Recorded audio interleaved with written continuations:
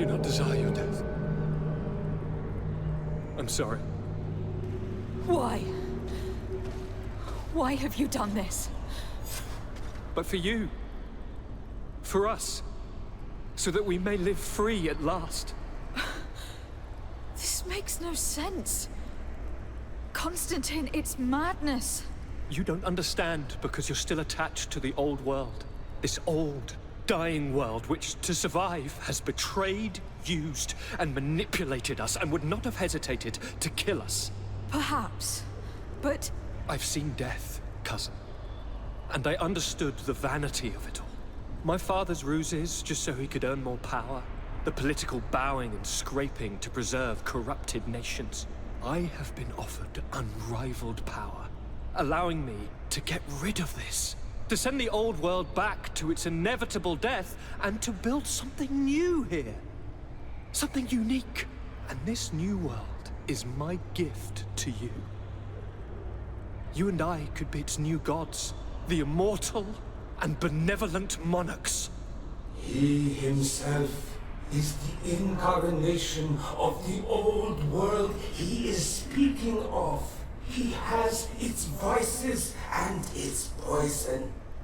For his own immortality, he's prepared to destroy everything around him, to break millennia of cycles. I implore you, flesh of my land, think of all the lives that will come to an end to feed his pride. Don't listen to this old god. He's like all the others, after all, clinging to life. All you have to do is to bind yourself here, with me. And we will be gods together, forever.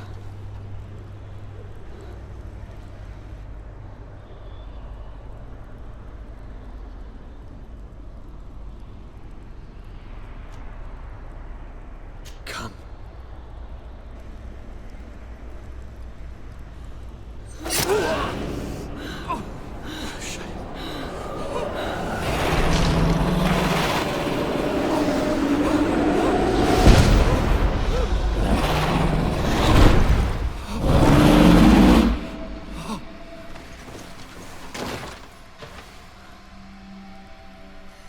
Good night, sweet prince.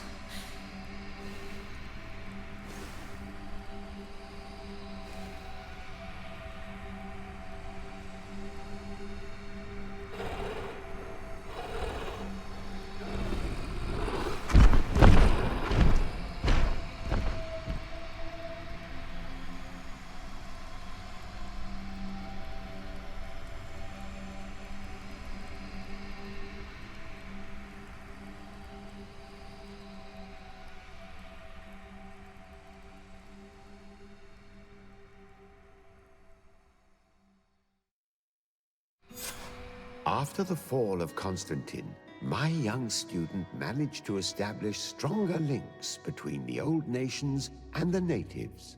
Some of their donegada were even invited to the continent, and with their help, it slowly became a land filled with life again. And for the first time in a long while, the number of cases of the Malichor is decreasing. Those who bravely fought at Dorhad Genadu were celebrated everywhere. After all, if it weren't for this unlikely alliance, the island would have fallen into Constantine's greedy hands. Sieglinde took Kurt as an advisor, but he insisted on keeping his place alongside his former student and friend, watching her back as he always had. Siora obtained the title of Marl of the Red Spears alongside her twin. She leads them with wisdom, but often reunites with the one she still calls her Karants. Afra set aside her weapons and went back to her research on the native culture and flora of the island. It is said that she is even writing a book with the help of Dunkasi's clan when not visiting her friends. For his bravery, Vasco was awarded the rank of commander. He now travels the sea at the head of a whole fleet, but he often comes back to visit his sister-in-arms.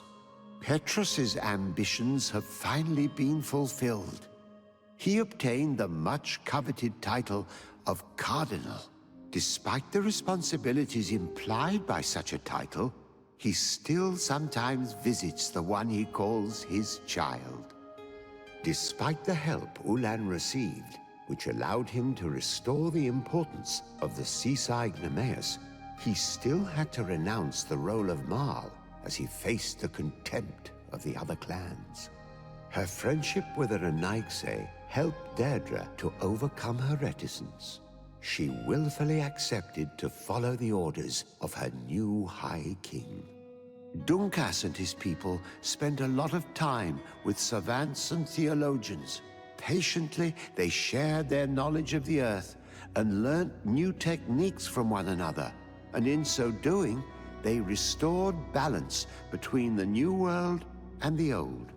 Following the investigations revealing the horrifying practices of Dr. Asili, the Alliance changed their methods and even appointed an ethics council to oversee the work of its scholars.